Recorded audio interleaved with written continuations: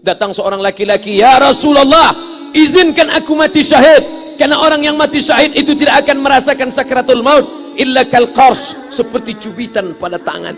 Izinkan aku mati syahid, karena kalau aku mati syahid tidak akan ada azab kubur. Izinkan aku mati syahid, karena kalau aku mati syahid tidak akan ada hisab, langsung masuk surga."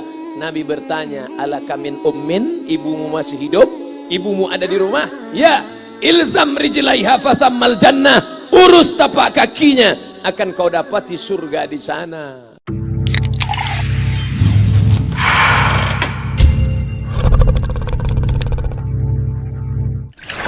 Haji Halim sedang menunjukkan begini cara sayang kepada ibu.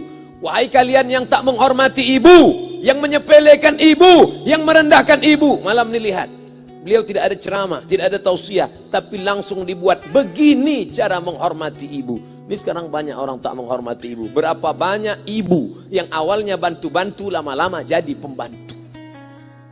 Dulu dia tidak tarawih, kenapa? Karena kita menangis merengek di rumah. Sekarang di hari tuanya dia tidak tarawih juga. Kenapa? Dia menjaga cucunya.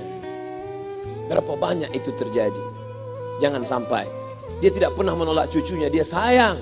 Tapi kita yang berpikir, berapa kali dia tidak jadi sholat duha karena kita kencing di kaitnya. Berapa kali dia tidak tarawih karena kita menangis merengek sampai subuh datang. Berapa kali dia tidak iktikaf karena kita. Andai dia masih hidup hari ini, datang, belikan pakaian yang paling dia suka, belikan perhiasan kalau ada. Andai tidak cium tangannya. Tapi yang sudah meninggal dunia, jangan lupa kau doakan, Rabbil firli wali walidayya warhamhuma kama rabbayani shaghira. Berdoa pun kau tak mau, apalagi yang akan kau bawa menghadap Allah Subhanahu wa taala. Meregang nyawa dia melahirkan engkau. 9 bulan 10 hari kau menumpang di perutnya. 2 tahun kau menyusu, melahirkan, menetes darahnya dalam badanmu. Andai kau gendong dia dari Palembang, jangan sebut Palembang lah Pak Ustaz, dari Pekanbaru Riau, kau gendong dia sampai ke Makkah, kembali lagi, belum tentu dapat menebus satu teriakannya saat melahirkanmu. Lalu apa yang bisa kau lakukan? Datang seorang ibu pergi ke tempat servis HP. "Nak, tolong anak lihatkan HP saya rusak kayaknya." Dia periksa, "Ini enggak rusak, Bu." Terus, "Memang anak ibu enggak nelpon." "Kenapa kau tidak telepon?"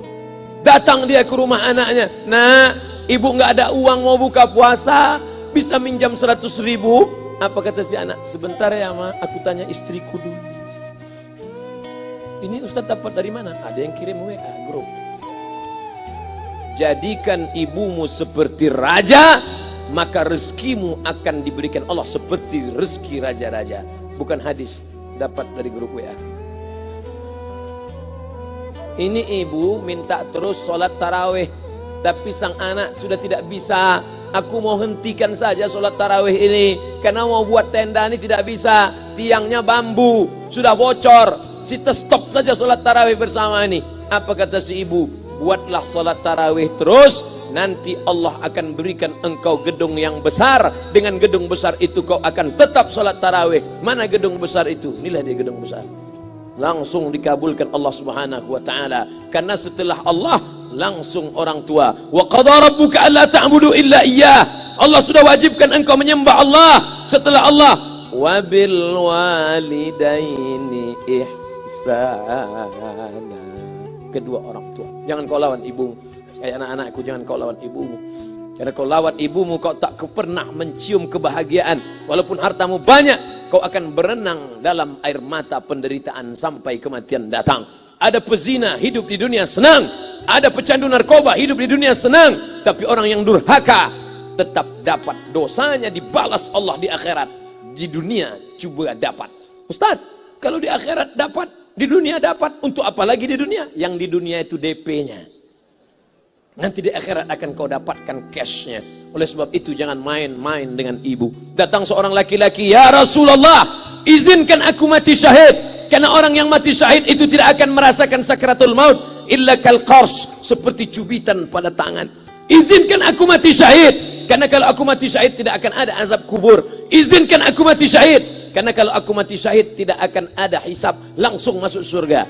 Nabi bertanya, "Alaka min ummin, ibumu masih hidup? Ibumu ada di rumah?" "Ya." ilzam rijlaiha fathammal jannah, urus tapak kakinya akan kau dapati surga di sana. Tak perlu kau mati syahid, tapak kakinya kau urus, kau dapati surga di sana. Kalau tapak kakinya kau urus dapat surga, apalagi kau urus kepalanya, apalagi kau urus badannya. Pulang dari sini urus ibumu, mandikan dia, belikan pakaian yang baik, cari makanan kesukaannya. Kalau dia sudah meninggal, maka kau datang ke sana, langsung dapat tisu.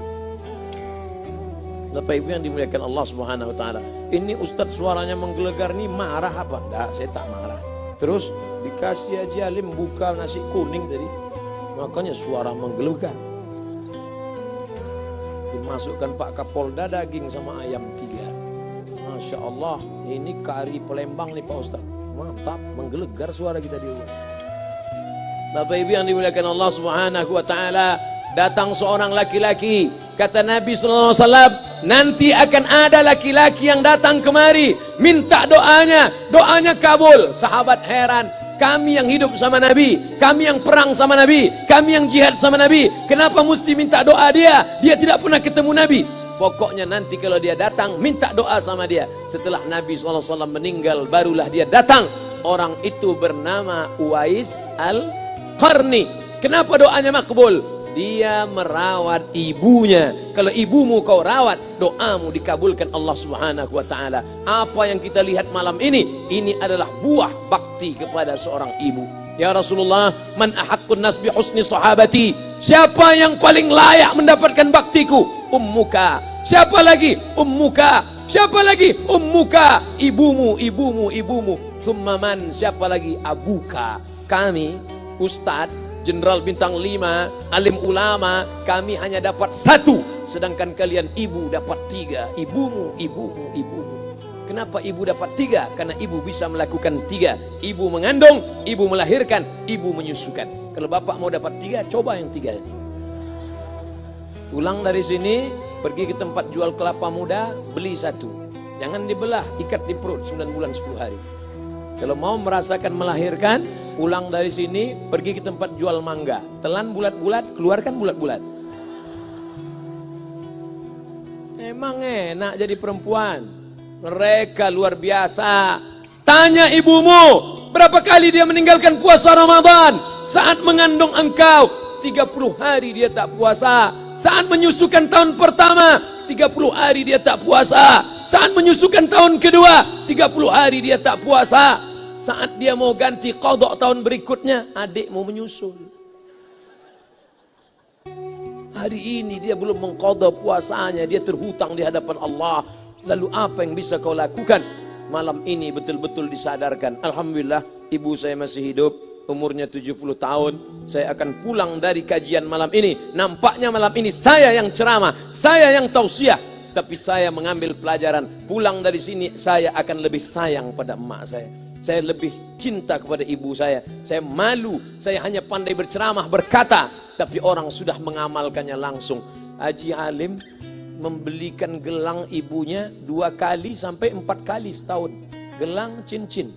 Sudah dibelikan 2 bulan, hilang. Kemana? Ada orang susah tadi aku kasih. Ternyata itu yang membuat rezeki melimpah ruah. Maka rezeki buah yang sudah matang harus kita joloknya dengan apa? Dengan berbakti kepada ibu. Bapak Ibu yang dimuliakan Allah, saudara-saudaraku yang dimuliakan Allah Subhanahu wa taala. Ibu ini luar biasa. Sampai-sampai ibu, Ustaz jangan nunjuk pakai tangan kiri lah. Oke, pakai kanan. Ibu, andai ngomong ibu salah, tetap dikabulkan Allah Subhanahu wa taala. Ada seorang ibu memanggil anaknya, "Ya Juraij, wahai Juraij." Anaknya sedang beribadah. Ibadah pada Allah atau nyambut ucapan ibu? Allah lebih mulia, dia diam. "Ya Juraij." Dia tetap diam. "Ya Juraij." Dia tetap diam. Dia tidak jawab seruan ibunya. Sampai akhirnya ibunya berkata, apa kata ibunya? "Allahumma la tumitshu hatta turihi wujuhal mumisat." Jangan matikan Juraij sebelum matanya melihat wanita, maaf, tunasusila. Jangan matikan Juraij sebelum matanya melihat wanita tunasusila, WTS PSK, orang nakal, orang jahat. Tidak mungkin ahli ibadah matanya melihat orang jahat. Tapi takdir berkata lain. Tak lama setelah ucapan sang ibu, ada seorang WTS PSK hamil, tidak diketahui suaminya, ditangkap, ditanya, siapa yang menghamilimu? Apa kata si perempuan? Yang menghamiliku adalah Juraij.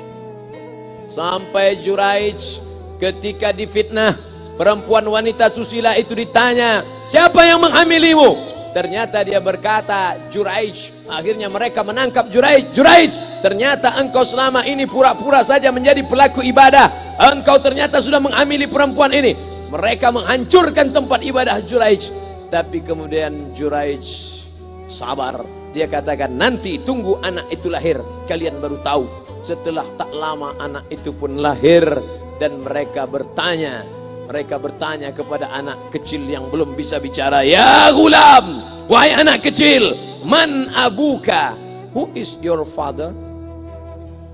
Siapa bapakmu? Hai anak kecil, siapa bapakmu?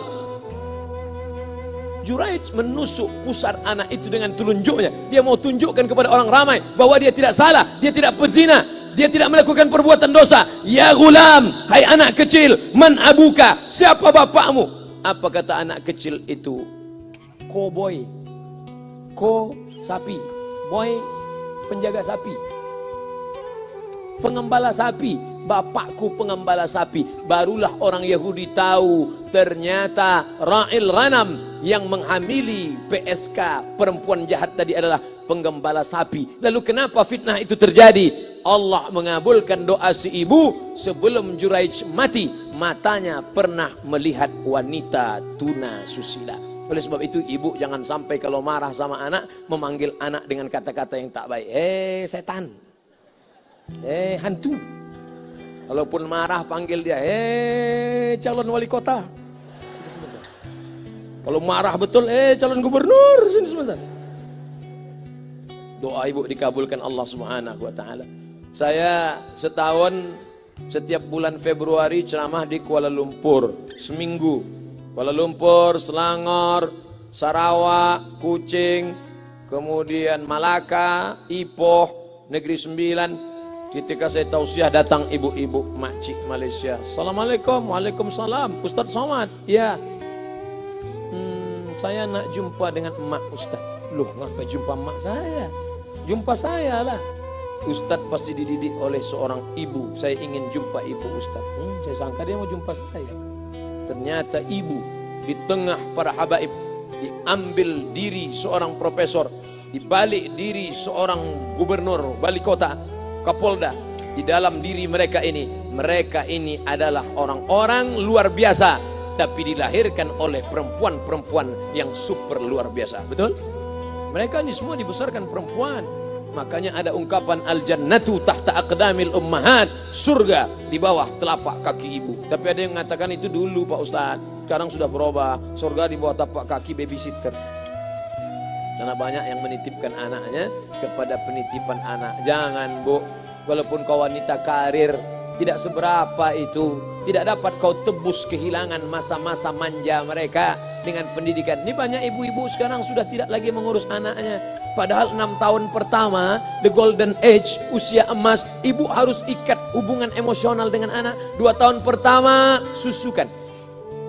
2 tahun kedua, lompat-lompat, lari-lari, lucu-lucu. 2 tahun ketiga, mulai menghafal surat-surat pendek. Umur 7 tahun, baru dia sholat. Begitu.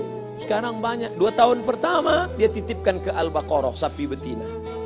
2 tahun kedua, dia titipkan ke PAUD dan BUUD. 2 tahun ketiga, dia titipkan ke TK. Akhirnya anak putus kontak. Setelah anak remaja, baru ibunya nanya, Ustadz, kenapa anak saya lebih mau curhat sama pacarnya daripada sama saya? Karena anak sudah lost contact, putus hubungan dengan ibu. Itulah yang dulu dikejar dengan wanita karir. Pergi pagi, pulang petang, peras keringat, banting tulang, tunggang langgang, lintang pukang. Tak dapat kau tebus dengan apapun. Oleh sebab itu, kalau kau sayang kepada mereka, besarkan mereka. Nanti setelah dia SMP, kau tetap bisa berkarir, tetap bisa apapun. Tapi usia emas ini tetap jaga mereka. Di balik anak-anak yang luar biasa, ada ibu yang luar biasa. Di mana letak ibu luar biasa itu? Inilah dia, ibu-ibu semua insya Allah. Amin.